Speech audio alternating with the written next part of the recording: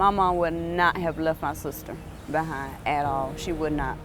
Annie Horne disappeared from her South Richmond home in January of 2001.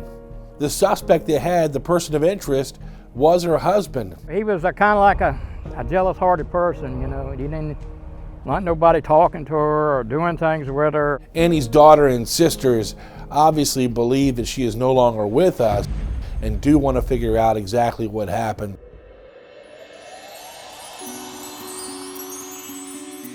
She was a loving sister, mom. She was a hard worker. Yeah, and everybody loved her. She was a people's person. Yeah. And she most definitely loved her family. She was fantastic. She was awesome. She loved to cook. She loved to keep her house up, the yard. It's terrible. Not knowing it's the hardest thing we had to do. But we just asked the Lord to give us strength. Because we know she didn't just up and leave like that. Annie Horne disappeared from her South Richmond home in January of 2001. Annie was a secretary for an insurance company. She was never known to miss work, so when she didn't show up, people that knew her knew something was wrong. I think I found out like a week later, because I had already moved back to North Carolina. Last I talked to her was on January the 8th.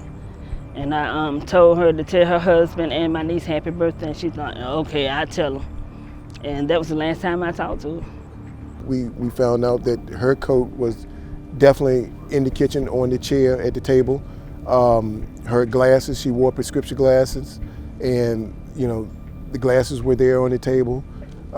So these are the things, essential things that she would need, and you know, during that time of the year, she didn't have it. So she wouldn't leave without, you know, having those things with her. My sister at the time was 9 years old. My mom would not have left my sister behind at all. She would not.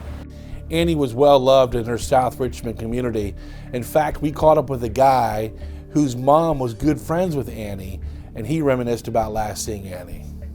Oh, she was a loving person, you know, really did a lot for you. I think somebody murdered her. I really do. They point at her husband, her ex-husband, or what, husband, I think. Thomas, I believe is his name. Speaking to the cold case detectives from Richmond, Annie Horne's death is presumed a murder, and the suspect they had, the person of interest, was her husband. And since Annie's husband's death, Richmond detectives say they believe he was linked to at least 4 other homicide cases, and they have cleared those cases. Really, RPD detectives are telling us that Annie's husband was a serial killer.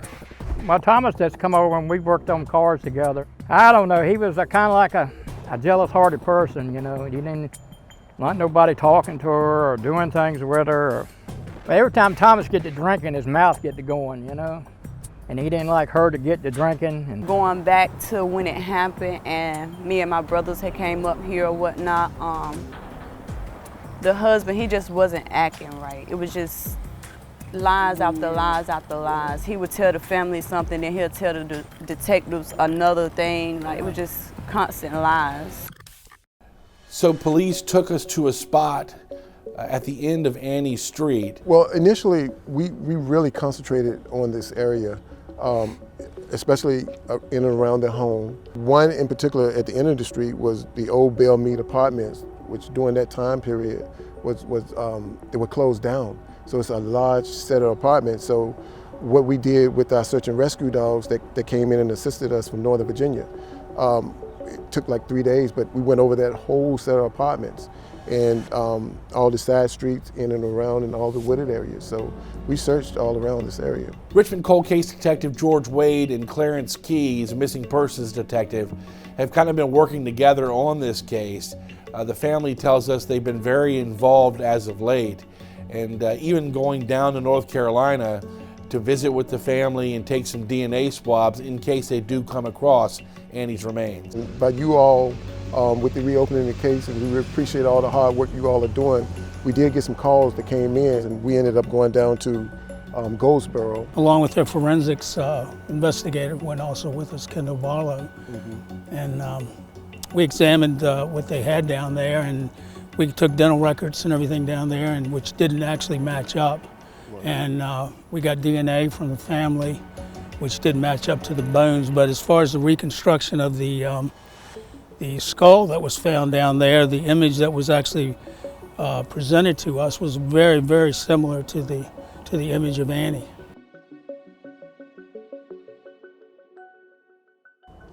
My mom was always worried about if they're gonna find her or not find her.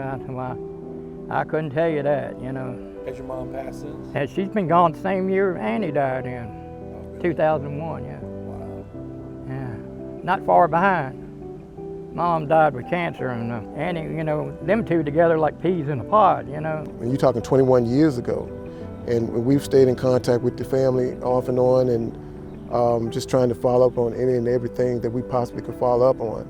And what we want mostly for the family is closure, and I know that's what they want. No, I feel like everybody is working and doing their part, but one thing I wish the community back then would step up and just say something if they knew something.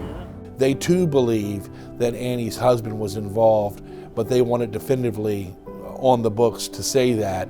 Obviously, detectives are beating the bushes, asking folks that knew Annie's husband to come forward if they have information about what may have happened to Annie Horne back in January of 2001.